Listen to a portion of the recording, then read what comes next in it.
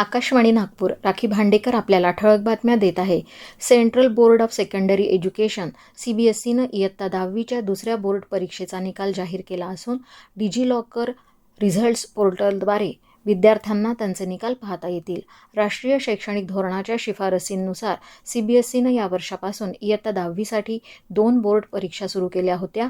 मुख्य बोर्ड परीक्षा 17 फेब्रुवारी ते 11 मार्च या कालावधीत झाली, तर दुसरी बोर्ड परीक्षा 15 मे ते 21 मे दरम्यान झाली.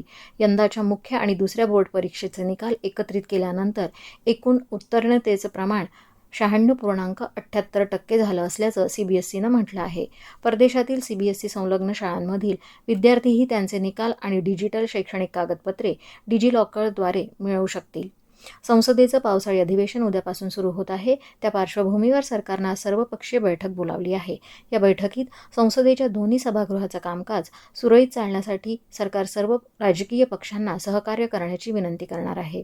हे पावसाळी अधिवेशन उद्या 20 जुलैपासून पुढील महिन्यात 13 ऑगस्टपर्यंत चालणार आहे. अधिवेशनादरम्यान अनेक महत्त्वाची विधेयकं चर्चेसाठी आणि मंजुरीसाठी मांडली जाणार आहेत. भारत आणि इंग्लंड यांच्यामधील मर्यादित षटकांचा तिसरा आणि अंतिम सामना आज इंग्लंडमधल्या लॉर्ड्स इथं खेळला जाणार आहे. 3 सामन्यांच्या मालिकेत दोन्ही संघ 1-1 अशा बरोबरीत आहेत.